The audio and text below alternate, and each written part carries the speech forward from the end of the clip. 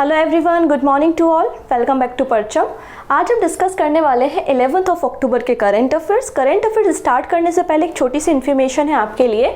वो ये कि IB MTS का नोटिफिकेशन आउट हो चुका है। एक बार आप ऑफिशियल वेबसाइट पे जाके विजिट कर लीजिएगा एंड 14 अक्टूबर से वैकेंसी के जो फॉर्म है वो फिल किए जाएंगे। तो MTS की वैकेंसी है IB में, इंटेलिजेंस ब्यूरो में। तो आप एक बार ऑफिशियल वेबसाइट पे विजिट करके 14 अक्टूबर से फॉर्म भर सकते हैं। क्लियर है? चलिए स्टार्ट करेंगे आज का CA, लेकिन सबसे पहले बात करेंगे आज का इंपॉर्टेंट डे। तो 11 अक्टूबर को एक बहुत इंपॉर्टेंट डे हम सेलिब्रेट करते हैं, international girl child day. International girl child day हर साल हम सेलिब्रेट करते हैं 11 अक्टूबर को, और यूनाइटेड नेशन इस दिन को सेलिब्रेट करता है। बेसिकली गर्ल्स के राइट्स के ऊपर यहाँ पे चर्चा की जाती है। अब यहाँ पे आप थीम भी देख सकते हैं जो कि यूनिसेफ ने डिसाइड की है। थीम क्या है? Invest in girls rights, our leadership and well being. तो आप यहाँ पर पूरा देख पाएंगे कि international day of the girl child 11 अक्टूबर को सेलिब्रेट किया जाता है। यूनिसेफ ने इस दिन की थीम भी डिसाइड की है, invest in girls rights, our leadership, our well being. इस दिन की शुरुआत 2012 में की थी। पहली बार हमने सेलिब्रेशन कब किया था? 2012 में किया था। और यूनाइटेड नेशन इस दिन को सेलिब्रेट करता है, प्रमोट करता है गर्ल्स के राइट्स को। ठीक है, नेक्स्ट बात करते हैं यहाँ पर अबाउट द कोर्स। जैसा कि आप सभी को पता है SSC general awareness course launch हो चुका है। कोर्स को लेने के लिए आप परचम के एप्लीकेशन पे विजिट कर सकते हैं, परचम की वेबसाइट पे भी विजिट कर सकते हैं। इसके अलावा ये हमारे एग्जाम गाइडेंस सेल का नंबर है और ये परचम हेल्पलाइन नंबर है। अगर कोर्स के रिगार्डिंग कोई भी डाउट है, कैसे परचेस करना है या फिर कोई भी इन्फॉर्मेशन है, तो आप परचम हेल्पलाइन पे भी कॉल कर सकते हैं और यहाँ एग्जाम गाइडेंस सेल से भी आपको एग्जाम से रिलेटेड इन्फॉर्मेशन मिल जाएगी। सो स्टार्ट करते हैं आज के करेंट अफेयर्स को।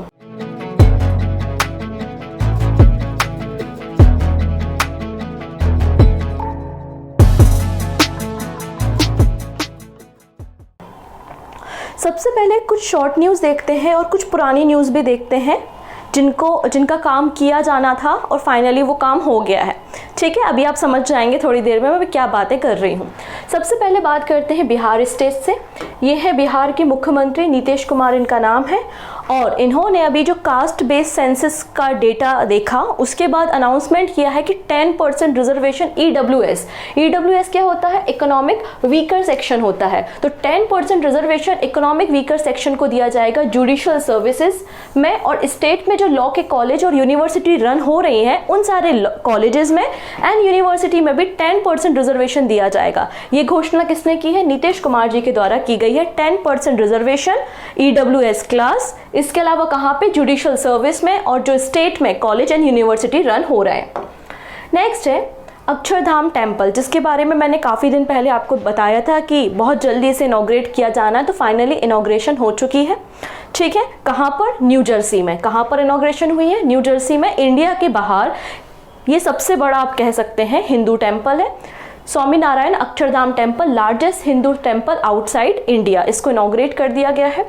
पहला अक्षरधाम टेम्पल कब बनाया गया था? तो पहला अक्षरधाम टेम्पल गांधीनगर गुजरात में बना था 1992 में, 1992 में। उसके बाद फिर नई दिल्ली 2005 में अक्षरधाम टेम्पल बना है। काफ़ी सुंदर टेम्पल अक्षरधाम टेम्पल होते हैं। आई थिंक आप लोगों ने कभी विजिट किया होगा तो आप समझ पा रहे होंगे।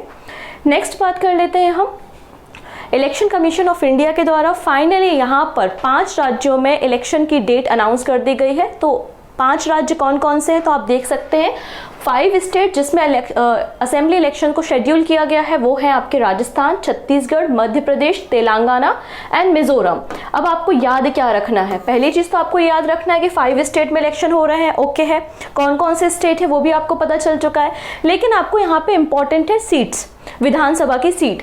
जैसे कि राजस्थान में 200 सीट्स, छत्तीसगढ़ 90, MP 230 सीट है, फिर तेलंगाना 119 है और मिजोरम में 40 सीट्स हैं। इन सीट्स पे इलेक्शन कंडक्ट होने हैं। क्लियर है? और यहाँ पे कब कब वोटिंग होगी? तो वो वोटिंग है जो हमारे लिए इम्पॉर्टेंट नहीं है। चलिए नेक्स्ट बात कर लेते हैं। अभी हमने इंडियन एयरफोर्स डे का सेलिब्रेशन किया। 91 नंबर की एनिवर्सरी हमने सेलिब्रेट की इंडियन एयरफोर्स की। कहाँ पर? प्रयागराज में। तो इसी मौके पे आप देख सकते हैं यहाँ पर एयर चीफ मार्शल के द्वारा नया इंशाइन यहाँ पर जो है अनवील किया गया। तो IAF मतलब Indian air force chief unveil new ensign as the force mark 91 anniversary. तो आप यहाँ पे पहले तो इसको अच्छे से देखिए। यहाँ पर आपको ये दिखाई दे रहा है, अशोक स्तंभ जिसको हम बोलते हैं। यहाँ पर आपको एक ईगल दिखाई दे रहा है, ये जो सिंबल होता है बेसिकली वो ईगल का होता है।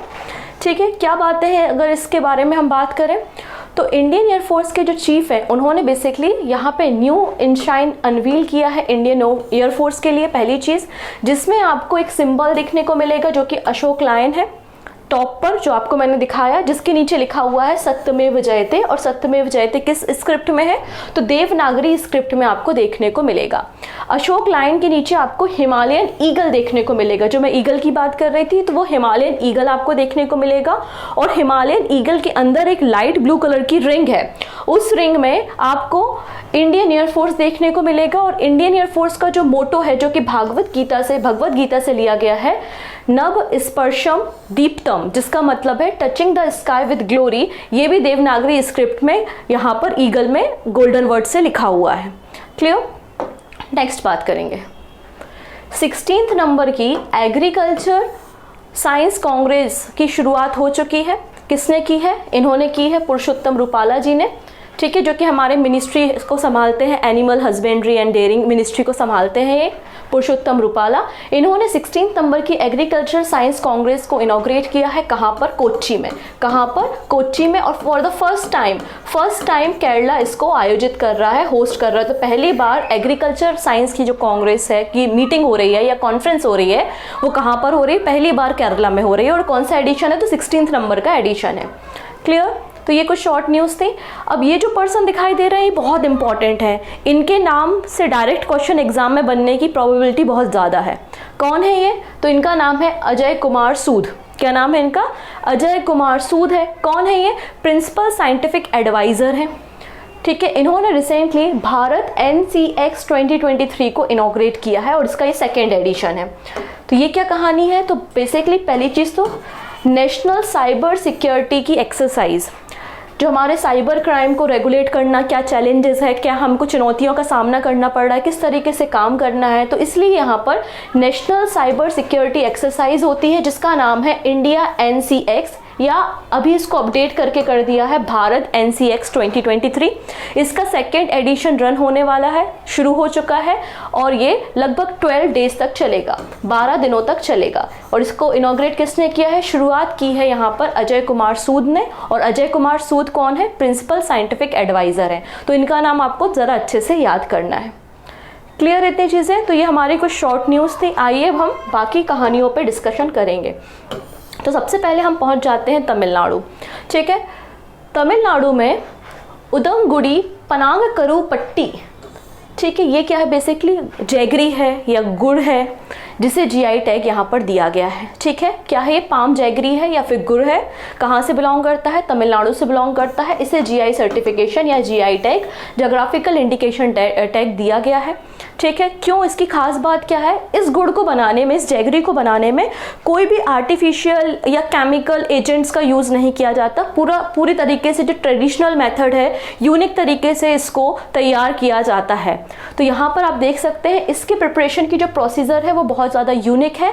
आज तक यहाँ पर किसी भी प्रकार का मॉडर्न स्ट्रेटजीज या फिर अलग अलग प्रकार के जो केमिकल्स होते हैं उनका उपयोग नहीं किया। तो आप सोचेंगे कि जैगरी बनाने में भी केमिकल का यूज़ होता है, तो आंसर है यस। कौन से केमिकल्स यूज़ होते हैं? ट्रिपल सुपर फॉस्फेट या फिर फॉस्फेरिक एसिड। इनका यूज़ बेसिकली जैगरी की प्रिपरेशन में किया जाता है, लेकिन आज तक यहाँ पे ट्रेडिशनल मेथड का ही उपयोग हो रहा है इस जैगरी को तैयार करने के लिए, इसलिए इसे GI टैग मिला है। एक और ख़ास बात यह है कि ये तमिलनाडु में होता है और तमिलनाडु में ऑब्वियसली बात है पानी का थोड़ा सा शॉर्टेज है, तो मॉइस्चर कंटेंट भी आपको यहाँ पे इसकी सॉइल में भी मॉइस्चर कम रहता है। तो मॉइस्चर कंटेंट एटमॉस्फेयर में लेस होने के कारण, ड्राई क्लाइमेट कंडीशन होने के कारण जहाँ पर ये ग्रो होता है, जिसके कारण इसमें हाई परसेंटेज ऑफ सुक्रोज आपको देखने को मिलेगा। सुक्रोज मतलब एक प्रकार की शुगर आप बोल सकते हैं। तो हाई परसेंटेज या हाई कंटेंट आपको शुगर इसमें देखने को मिलेगी, सुक्रोज देखने को मिलेगा, इसलिए इसे कुछ यूनिक टेस्ट ये प्रोवाइड करता है, टेक्सचर प्रोवाइड करता है। क्लियर? तो आपको ये गुड़ के बारे में पता चल गया। नेक्स्ट बात करते हैं, ये है चक्रवात। सच में क्या चक्रवात है? हाँ, बेसिकली एक चक्रवात एक एक्सरसाइज का नाम है जिसमें इंडियन ओशियन की आप देखेंगे 8 कंट्री आप देख सकते हैं, 1 2 3 4 5 6 7 8, ये 8 कंट्रीज़ के आपको फ्लैग इसमें देखने को मिलेंगे। ठीक है, तो यहाँ पर इसका आयोजन किया जा रहा है। इसमें कंट्रीज़ के अलावा आप देखेंगे मिनिस्ट्री ऑफ डिफेंस है, फिक्की है, NRSC और कई सारी भारत की भी जो एजेंसी है जैसे कि NDRF, ये सब यहाँ पर पार्टिसिपेट कर रहे हैं चक्रवात में। आइए चक्रवात के बारे में थोड़ा सा जान लेते हैं। सबसे पहली बात, ये जो एक्सरसाइज है चक्रवात, जिसका पूरा नाम है annual joint humanitarian assistant and disaster relief exercise चक्रवात। ठीक है, इसकी शुरुआत बेसिकली 2016 में हुई थी। पहली चीज़ 2016 में हुई थी। इंडियन आर्मी, इंडियन नेवी और इंडियन एयरफोर्स रोटेशन बेसिस पे इनको कंडक्ट करते हैं, आयोजित करते हैं। तो इस साल इसे इंडियन नेवी के द्वारा होस्ट किया जा रहा है। इस साल इसे इंडियन नेवी के द्वारा होस्ट किया जा रहा है। कहाँ पर? गोवा में। बात समझ में आई? मैं क्या बताना चाहती हूँ आपको, annual joint humanitarian assistant in disaster relief exercise है जिसका नाम है चक्रवात। गोवा में होने जा रही है एक्सरसाइज। इंडियन नेवी इसे होस्ट कर रही है। 9 से लेके 11 अक्टूबर तक इसका आयोजन किया जाना है। 2016 में इसकी शुरुआत हुई थी। इंडियन आर्मी, इंडियन नेवी और इंडियन एयरफोर्स रोटेशन बेसिस पे इसको कंडक्ट कराते हैं। इंडिया के अलावा 8 कंट्रीज जो और हैं इंडियन ओशन की, वो भी यहाँ पे पार्टिसिपेट करेंगी इस एक्सरसाइज में चक्रवात में, जो कि डिजास्टर रिलीफ एक तरीके के एक्सरसाइज है। क्लियर? नेक्स्ट बात करेंगे सुल्तान ऑफ जोहर कप। सभी को पता है ये मलेशिया में ही होता है। फिक्स्ड वेन्यू है, तो वेन्यू याद रखने की ज़रूरत नहीं है कि मलेशिया में होता है, हर साल वहीं होता है। इसके अलावा किससे रिलेटेड है? तो हॉकी से रिलेटेड है। इसकी डेट अनाउंस हो चुकी है, आप देख सकते हैं 2023 सुल्तान ऑफ जोहर कप अनाउंस हो चुका है। मलेशिया में होगा 27 अक्टूबर से लेके 4 नवंबर के बीच में।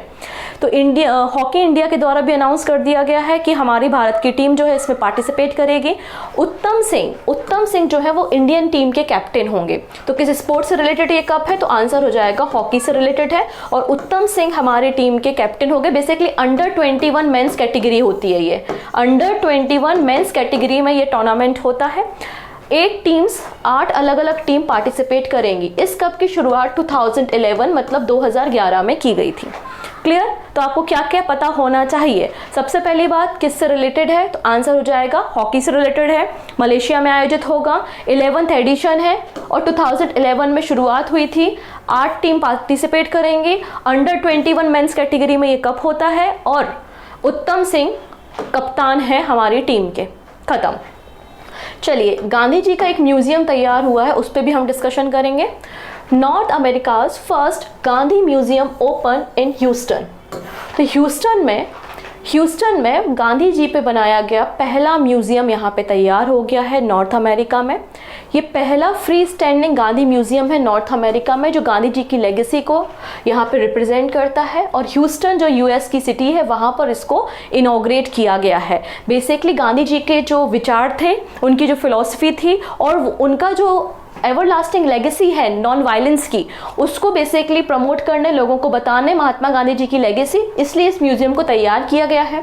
इस म्यूजियम के बाहर आप देख सकते हैं इस तरीके की पूरी एक वॉल है, दीवार है, जिसमें कई सारे फिगर्स जो हैं उनकी पिक्चर्स आपको देखने को मिलेगी, जिसमें महात्मा गांधी जी की पिक्चर है, मार्टिन लूथर किंग की पिक्चर है, नेल्सन मंडेला की पिक्चर आपको इन सारी वॉल्स पे देखने को मिल जाएगी।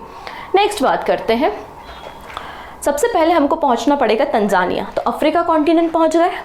अफ्रीका कॉन्टिनेंट में आप देखो लेक विक्टोरिया से बाउंड्री शेयर करता हुआ एक देश आपको मिलेगा विच इज तंजानिया, जो कि इक्वेटर और ट्रॉपिक ऑफ कैप्रिकॉर्न मतलब भूमध्य रेखा और मकर रेखा के बीच में सिचुएटेड है तंजानिया, और एक तरफ से इंडियन ओशियन के साथ बॉर्डर शेयर कर रहा है तंजानिया। क्लियर? इतनी चीज़ें, तंजानिया की लोकेशन क्लियर हो गई आपको। अफ्रीका कॉन्टिनेंट आपने देख लिया।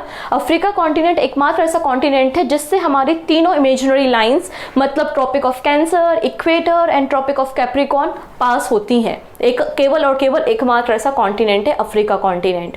डन इतनी चीज़ें। और ये जो दिखाई दे रही हैं ये तंजानिया की, या फिर कह सकते तंजानिया की पहली फीमेल प्रेसिडेंट है। अभी कहाँ पर है? तो अभी इंडिया में है। ठीक है, क्योंकि 4 दिन के विजिट पे आई हुई थी, 4 डेज के विजिट पे आई हुई थी इंडिया, तो अभी नई दिल्ली में आपको मिल जाएंगी। चले जाएगा करेंट अफेयर्स फिनिश करके मिलने के लिए।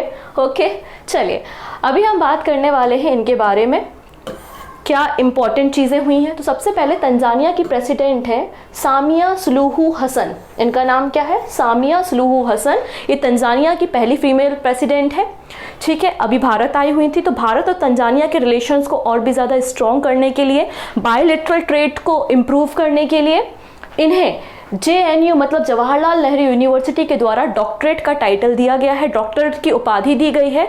और ये पहली फीमेल बन गई हैं जिन्हें JNU के द्वारा, जवाहरलाल नेहरू यूनिवर्सिटी के द्वारा डॉक्टरेट का यहाँ पर ऑनर दिया गया हो।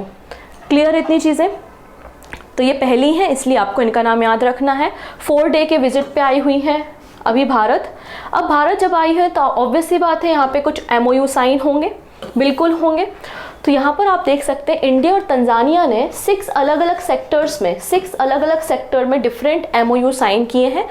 ठीक है, मेमोरेंडम को साइन किया है। कौन कौन से हैं? सबसे पहले स्पोर्ट्स, इसके बाद maritime industry, cultural exchange, setting up and industrial park in Tanzania, sharing successful digital solution implemented at the population scale of the digital transformation, sharing wide shipping information. तो बेसिकली हमने किस किस सेक्टर में MOU sign किया? तो sport के sector में, maritime security और इंडस्ट्री मतलब बायलैटरल ट्रेड को और इम्प्रूव करने के लिए। इसके अलावा तंजानिया में इंडस्ट्रियल पार्क भारत सेटअप करेगा। तो ये क्वेश्चन बन सकता है कि बताइए भारत किस कंट्री में इंडस्ट्रियल पार्क सेटअप करने में मदद करेगा? तो आंसर हो जाएगा तंजानिया। इसके अलावा हम बात करते हैं आज डिजिटल इंडिया के बारे में। तो डिजिटल इंडिया हम कैसे कर पाए, या हम जो गवर्नमेंट की स्कीम है हर घर तक कैसे पहुंचा पाए। तो ये डिजिटल सॉल्यूशन क्या है भारत का, उसको इम्प्लीमेंट करने में भी, अपनी टेक्नोलॉजी को शेयर करने में भारत मदद करने वाला है। ठीक है, तो ये सारी चीज़ें यहाँ पर MOU साइन हुई हैं। डन। नेक्स्ट बात करते हैं कंट्री के ओल्डेस्ट थिंक टैंक के बारे में, जिसका नाम है United service institution of India, जिसका फॉर्मेशन 1870 में हुआ था। जब मैं आपको प्रोजेक्ट उद्धव के बारे में बता रही थी तब मैंने बताया था कि हमारी जो एंशियंट वॉर टैक्टिक्स थी, एंशियंट जो हम वॉर वेपन्स का यूज़ करते थे, स्ट्रेटजीज़ का यूज़ करते थे, और आज मॉडर्न एरा में किस तरीके से हमारे टूल्स हैं, वेपन्स हैं, तो उनके बीच में एक ब्रिज की तरह काम करने के लिए, हमारे इंडियन ट्रूप्स को एंशियंट लेगेसी से अवेयर कराने के लिए एक प्रोजेक्ट लॉन्च किया गया था, विच इज़ प्रोजेक्ट उद्धव। और तभी मैंने आपको इसके बारे में भी बताया था, इसलिए आज हम ज़्यादा डिस्कशन नहीं करने वाले हैं। ठीक है, यहाँ पर बस आपको इतना पता होना चाहिए कि कंट्री का ओल्डेस्ट थिंक टैंक क्या है। तो आंसर हो जाएगा USI मतलब United service institution of India है। ठीक है, जिसका फॉर्मेशन 1870 में हुआ था और ये होल्ड करने वाला है इंडियन मिलिट्री हेरिटेज फेस्टिवल। 2 दिन का फेस्टिवल होगा, 21 और 22 अक्टूबर को होगा। इंडिया का पहला इंडियन मिलिट्री हेरिटेज फेस्टिवल का आयोजन किया जाना है, हमारी रिच मिलिट्री हेरिटेज को शो करने के लिए। डन। चलिए नेक्स्ट बात करते हैं एक ऑर्गेनाइजेशन के बारे में। न्यूज़ को हम थोड़ी देर बाद देखेंगे कि न्यूज़ क्या है। पहले एक ऑर्गेनाइजेशन हम देखते हैं जिसका नाम है IORA मतलब इंडियन ओशियन रिम एसोसिएशन। ठीक है, इंडियन ओशियन रिम एसोसिएशन, इसका फुल फॉर्म एग्जाम में पूछा जा चुका है और आगे भी पूछा जा सकता है। ओके, तो इंडियन ओशियन रिम एसोसिएशन जिसका फॉर्मेशन मार्च में हुआ था 1997 मतलब 1997 में हुआ था। इसका मकसद क्या है? इंडियन ओशियन में ये जो सारी आपको कंट्रीज दिख रही है ना, ये सारी कंट्री लगभग 23 मेंबर कंट्रीज के मेंबर हैं। तो ये जो सारी कंट्री हैं जो इंडियन ओशियन में हैं, इनके बीच में कल्चरल एक्सचेंज करना, मैरीटाइम सिक्योरिटी के लिए यहाँ पे प्रोटोकॉल्स तैयार करना और टूरिज्म को प्रमोट करना, ये इसका मकसद है। बात समझ में आई? बेसिकली अगर पूछा जाए कि किसकी विचारधारा से या किसके इंस्पिरेशन से इस ऑर्गेनाइजेशन को बनाया गया था, तो आंसर हो जाएगा नेल्सन मंडेला। ये नेल्सन मंडेला जी का व्यू था कि जो इंडियन ओशियन की सारी कंट्रीज हैं, इनके बीच में काफ़ी अच्छे कल्चर हैं, इनको आपस में एक्सचेंज होना चाहिए और यहाँ पर इस पूरे एरिया की सुरक्षा के लिए हमको एक संगठन की ज़रूरत है। इसलिए यहाँ पे इंडियन ओशियन रिम एसोसिएशन का फॉर्मेशन 1997 में कर दिया गया। ठीक है, अब इसका जो सेक्रेटरीट है मतलब इसका जो सचिवालय है वो आपको मॉरिशस में देखने को मिल जाएगा। ठीक है, अब इसकी प्रेसिडेंसी किसको मिल गई है? तो आंसर हो जाएगा श्रीलंका को मिल गई है। क्या हो जाएगा आंसर? श्रीलंका को मिल गई है। तो न्यूज़ आपको समझ में आई, कहानी क्या थी? तो न्यूज़ हमारे पास Sri Lanka to take over as a chair of Indian Ocean rim Association. तो श्रीलंका को चेयरमैनशिप मिल गई है इंडियन ओशन रिम एसोसिएशन की, और 23rd council of minister meeting को होस्ट करेगा श्रीलंका कोलंबो में। बांग्लादेश के पास थी प्रेसिडेंसी, तो बांग्लादेश ने प्रेसिडेंसी किसको दे दी है, श्रीलंका को यहाँ पर दे दी है। क्लियर इतनी चीज़ें। यहाँ इस ऑर्गेनाइजेशन में 23 मेंबर स्टेट है एंड 11 डायलॉग पार्टनर्स आपको देखने को मिलेंगे, और चाइना भी one of the dialogue partner है IORA का। ठीक है, चलिए नेक्स्ट बात कर लेते हैं हम यूरोप से। तो यूरोप में एक देश है जिसका नाम है स्पेन। तो स्पेन PLD स्पेस सेंटर से यहाँ पर एक सैटेलाइट को लॉन्च किया गया है जिसका नाम है म्यूरा-1 रॉकेट। म्यूरा-1 रॉकेट को लॉन्च किया गया है। ये यूरोप का, पूरे यूरोप कॉन्टिनेंट की बात हो रही है, पूरे यूरोप का ये पहला फुली प्राइवेट स्पेस वेंचर है जिसको लॉन्च किया गया है। और ये जो म्यूरा रॉकेट है या म्यूरा-1 रॉकेट है, एक ब्रीड होती है फाइटिंग बुल की। फाइटिंग बुल की एक ब्रीड होती है, उसी के नाम पे इस रॉकेट का नाम रखा गया है। तो पूछा जाएगा अगर म्यूरा-1 क्या है तो बता देना यूरोप का पहला फुली प्राइवेट स्पेस वेंचर है। म्यूरा-1 क्या है तो आप बोलेंगे म्यूरा क्या है, तो आंसर हो जाएगा एक फाइटिंग बुल की एक ब्रीड है। दो ही क्वेश्चन बन सकते हैं, दोनों मैंने बता दिए। क्या है, Europe's first fully private rocket launch take place from Spain. Spain से इसको लॉन्च किया गया है PLD स्पेस सेंटर से, जिसका नाम है म्यूरा-1 रॉकेट। ठीक है, जिससे ये यूरोप के जो स्पेस एम्बिशंस है उसको और इम्प्रूव करता है। ये जो रॉकेट है इसका नाम एक फाइटिंग बुल की ब्रीड पे रखा गया है।